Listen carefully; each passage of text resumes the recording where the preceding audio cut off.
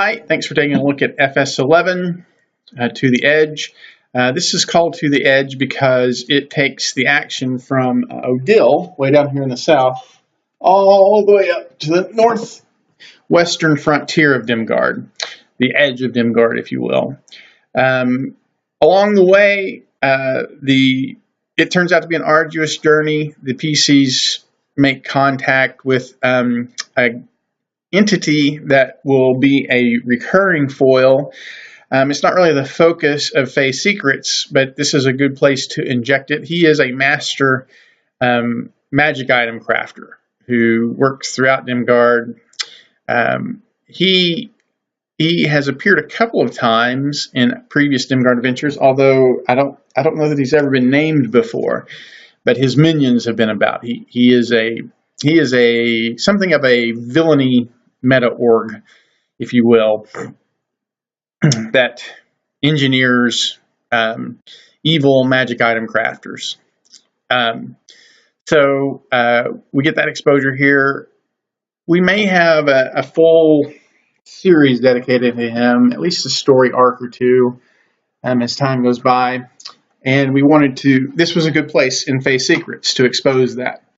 So the PC set off on this big, long 10-day voyage, and along the way, this evil magic item crafter attempts to harvest them, to turn them into magic items, as they are wont to do. If you're familiar with the Dimgaard environment, you need a sentient, for most powerful magic items, you need a sentient creature with some sort of special abilities that you can sacrifice as part of crafting that magic item.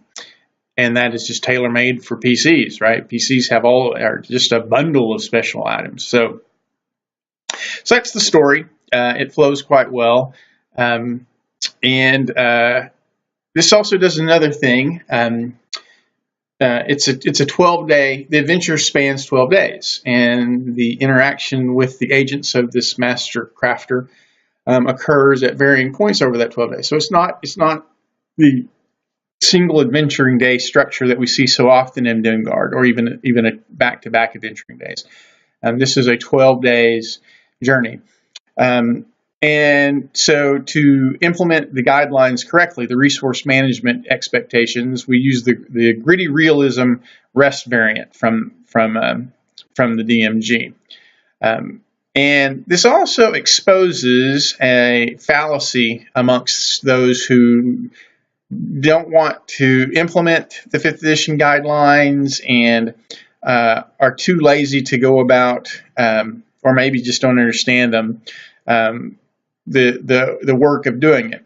And that is, they say, well, my story is too big for one day. All right, so that's what we're doing here. We're traveling the breadth of the continent, and that's going to occur, over a dozen days.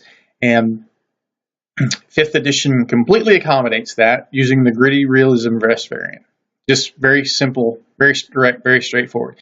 An overnight rest becomes a short rest, and you have to rest for a week to get the benefits of a long rest. Boom.